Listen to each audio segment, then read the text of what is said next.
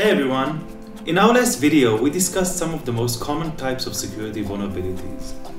This video is going to be a little bit more technical, as we'll discuss XSS vulnerabilities, what they are, their potential risks, and show an example of how an XSS attack can be exploited. As we explained in our last video, cross-site scripting is a security vulnerability attack found in web applications that is used to provide malicious JavaScript code to a different user. These attacks can be exploited when a web application utilizes the user's provided data without filtering or escaping it. There are three different types of XSS attacks: reflected XSS, stored XSS, and DOM-based XSS. Reflected XSS attack occurs when an attacker injects a malicious code within a single HTTP response, like a link.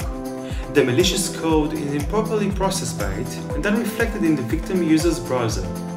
The browser then executes the code since it believes it came from a trusted server.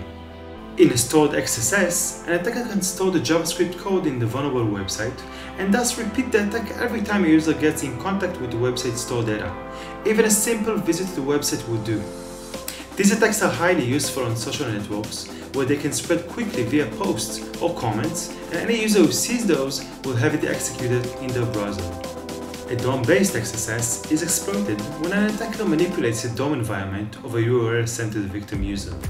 The DOM environment allows users to make actions on a web page without causing an HTTP request every time. By altering the DOM environment, the attack payload is executed in the victim's browser-side script rather than to the website itself. Now, let's talk about a few of the risks an XSS attack has in store.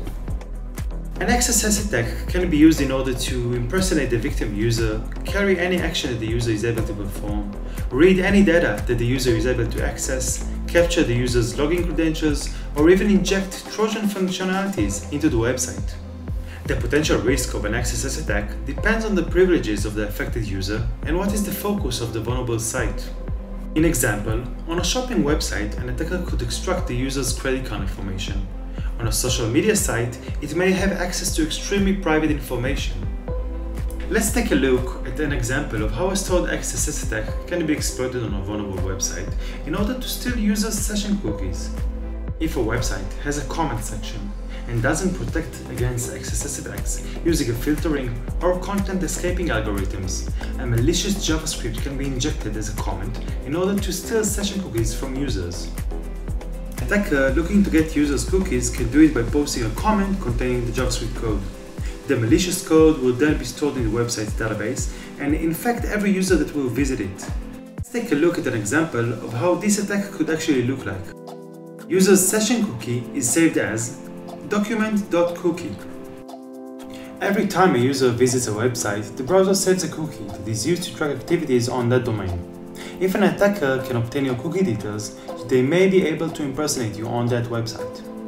If an attacker is looking to steal a cookie, they can do it by posting a comment containing a script that can transmit the user's cookies back to the attacker. That comment could look like this. This script will create an image and display it in the website's comment section, in addition to the text shown below.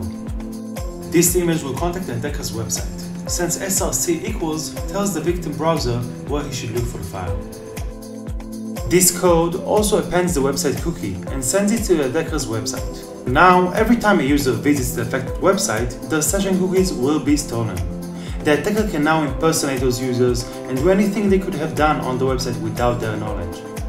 If an attacker would like to boost the impact of this kind of XSS attack, they can do it by using JavaScript Exploitation framework like Beef. Beef is a pen testing tool that focuses on web browsers. It is used to hook victim web browsers that are victim to cross-site scripting vulnerability and inject them with malicious code. By doing so, an attacker can use Beef to execute further attacks against the web browser, posing as the user that just visited the website. If you're interested to see how this could be done, have a look at the NodeBytes video we added in the description below. In our next video, we'll dive into an actual demo and showcase how an attacker goes through the process we just discussed.